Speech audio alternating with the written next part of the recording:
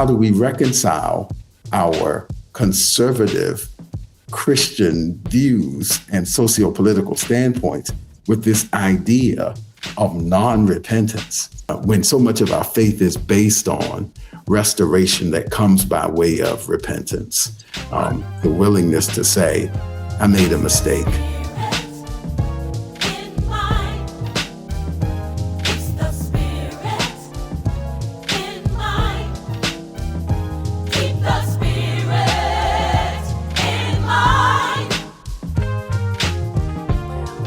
To the Spirit in Mind broadcast with your hosts, Bishop C. Guy Robinson and Dr. Jonathan Shepherd, where we explore faith and mental health perspectives on current affairs.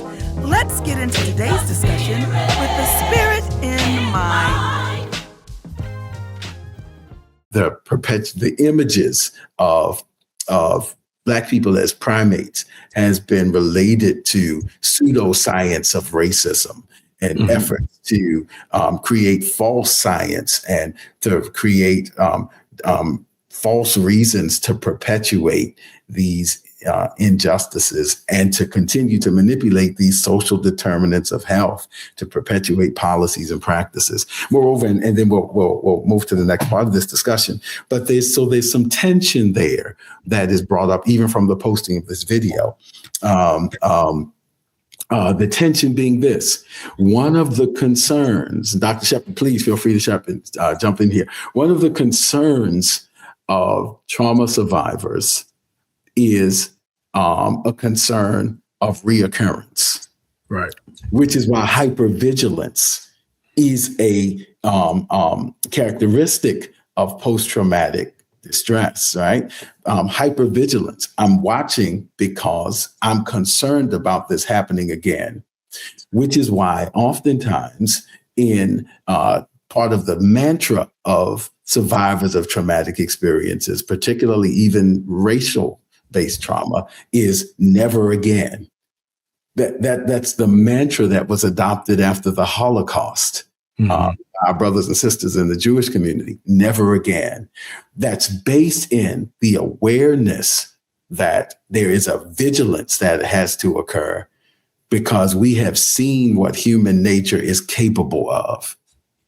And so we have to be vigilant against the reoccurrences of those things. And so never again is a declaration. In fact, even American patriots use that post 9/11, never again. What that is the declaration of trauma survivors. I think we can all see that.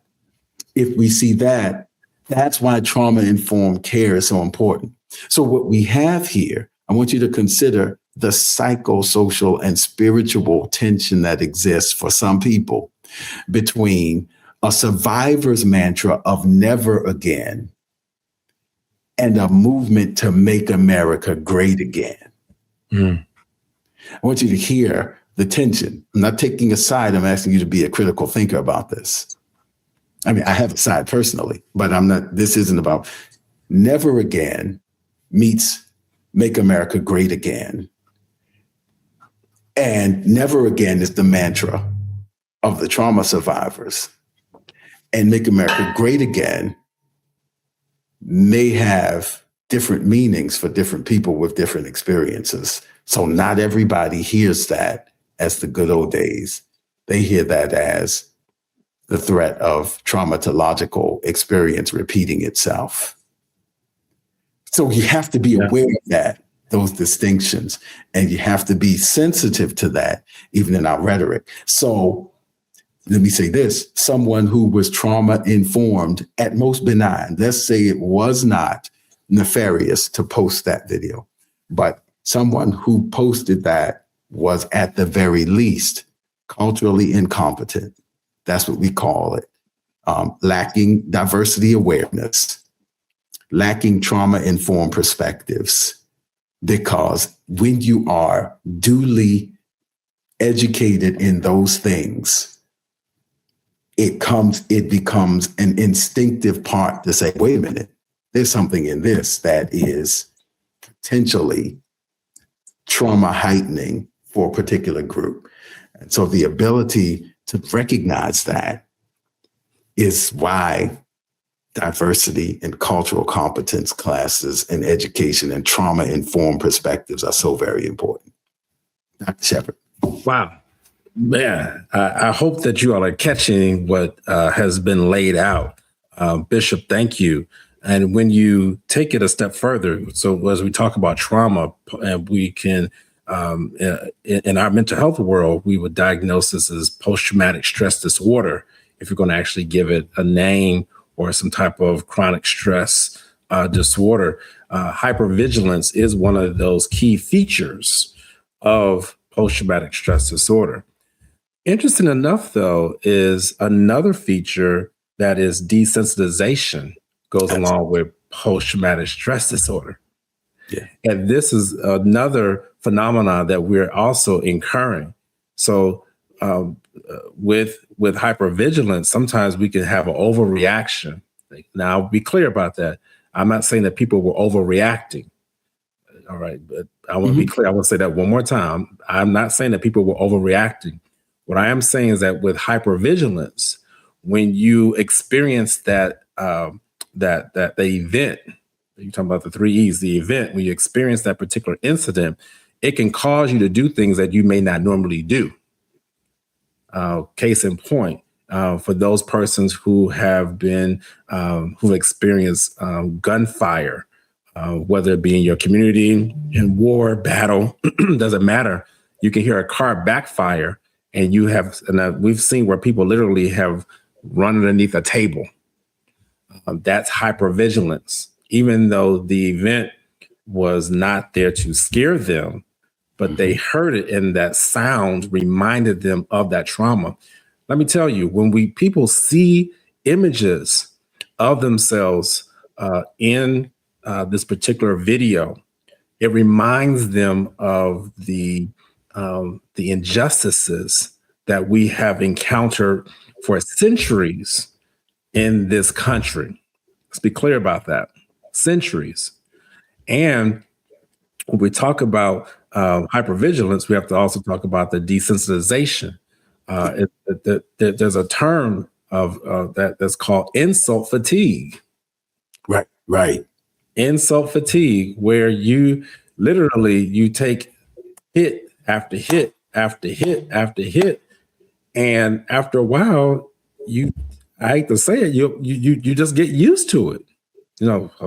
What's next? I expected that, and that's a dangerous place to be with insult fatigue, and you have to be careful regarding this particular administration. We've talked a little bit about this, about flooding the zone. And that's what that ties into the insult fatigue. We just throw everything at them to where people, they lose their sense of fight. They lose their motivation. They become apathetic. Today, if one of the things that we don't do, we want to stir you back up. we want to reignite that fire, and not just on a physical manner. We want to reignite you mentally, emotionally, spiritually, so that you will get up and not allow the insult fatigue to set in. I hear people, and I can even connect with people who are listening to this or viewing this. The insult fatigue is real. Here we go again. We're recording this episode during Black History Month. You may not be viewing it during Black History Month, but in my opinion, every month, Black history should be celebrated. And I have no qualms about that. And regardless, we see these various insults, one after another. You think about the physical body. What happens in the physical body when you have injured a particular area? The skin begins to thicken. Oh man, Bishop, that's Right. You keep injuring a part of the body, the skin begins to thicken to be able to absorb that insult. And I could even see on the mental side where people put up that wall, put up that invisible wall, if you would, because they know what to expect. I've even heard people say this, that they voted for a president because they knew what to expect from that person. Ooh, that's difficult to hear when you know what is to come out of that person, that you know that is going to be harmful, that you know that it's going to be something that will not encourage, but yet tear down. That doesn't comfort me. I'll be honest with you. But I'm just putting out there that these are some of the arguments that I've heard. I want to stop right there regarding that insult fatigue. I want to address that. I wanted to lift that up because that is something that we have seen and that has risen and bubbled up because of this discussion. Absolutely. So I know we're almost expired our time for this episode, but I want to tag on to what you just said, Dr. Shepherd. Our motive is a couple of things, but starting with what Dr. Shepherd said is to motivate persons who have, in the words of, I think it was Fannie Lou Hamer, who are sick and tired of being sick and tired, to motivate those persons who have developed that kind of fatigue, to motivate you, in part to put words in psychological and theological and even sociological terms to what this experience has raised for you, because you might not be able to articulate it, but your feelings are. So as you are processing that, and it's understandable, because you talk about that flooding the zone kind of thing. We can't talk about that without talking about cognitive bandwidth, which means that, we have a limited capacity to process so many things at one time. And when all of these social determinants of health that Dr. Shepherd mentioned earlier are being assaulted and attacked in different ways, it's almost like your laptop having too many files open, so you're buffering, spinning, and that's where some of you may be. But there is help and there is hope. And so part of our objective is to be able to articulate the pains of a people in a way that will help you to know that there is help and hope, and to know that what you are experiencing is real and should be acknowledged. That's important, because there is a voice out there that would try to invalidate your experience, or say, get over it, or you're playing the race card and let it go and move on, and all those kinds of dismissive rhetoric. Not to mention, and I don't say this politically, I just say this analytically, not to mention that there has been a refusal to apologize, right, from the president whose account posted it. It raises all kinds of questions. It raises the questions that most of us were socialized to believe, that leadership, a part of leadership, means taking responsibility, even if you didn't do it, if it happened on your watch, if it happened in your home. Even my mama used to say, don't embarrass us when you go out the house, because your actions, I'll have to take responsibility. I only say that to say, we've been so many years socialized to believe and been enculturated to receive the idea of leadership as taking responsibility for what happens on our watch. And here we don't have that example being modeled. It's a quite different thing. It challenged the psychology of it, because usually the inability to apologize stems from psychological fragility, not strength. It's not a statement of strength. It's actually psychologically. In fact, Dr. Shepherd, feel free there. Yeah. And then theologically, it's, you can't even be saved without repentance, or forgiven. You know what I mean? And so a broken and contrite heart, theologically, is not a sign of weakness. It's a sign of strength in submission to God. And so it's interesting So how do we reconcile our conservative Christian views and socio-political standpoints with this idea of non-repentance? How do you reconcile the tension there? And how do you excuse that? When so much of our faith is based on restoration that comes by way of repentance, the willingness to say, I made a mistake, give me another chance, get it right. If you can't do that, that's not just problems with humanity, that's problems with God. Yeah. So that's problems within us. How do you reconcile those tensions? So we just wanted to give some voice to perhaps the voices that have been dismissed in the midst of all of this as being emotional or irrational. No, there's actually quite a rational development and train of thought to what is being heightened or triggered through this experience. Dr. Shepard? Yeah, and I just want to say we want to encourage you. There are people out here who are struggling because of these images. They're struggling because of racism. We are here to encourage you to go seek the help. That's the message that we also want to leave here. There are places where you can go to receive therapy, to receive counseling, to receive even medication management. Again, these various events, experiences, the effects, if you know it's causing you disorder or you're unable to function properly, that's what the word disorder means. So if it's depressive disorder, the depression is not allowing you to function properly at your optimal level. Anxiety, you're not able to function properly in your normal environments. This is the time.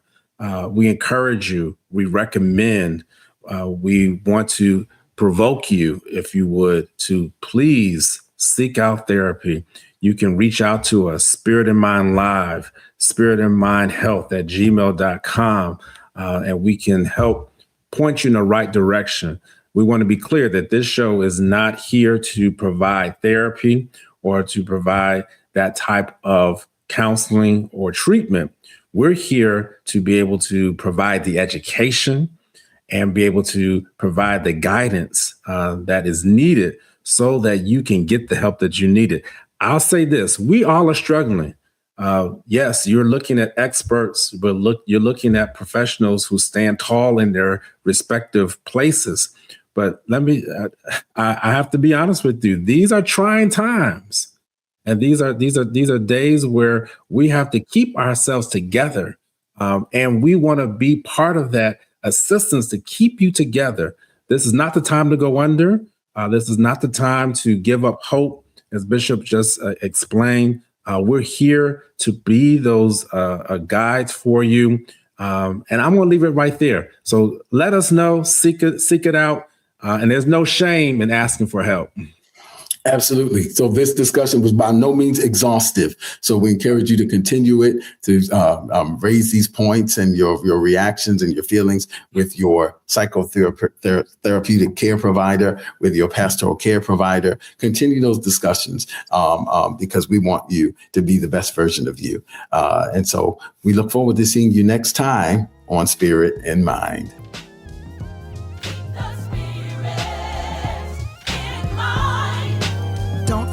Follow us on social media.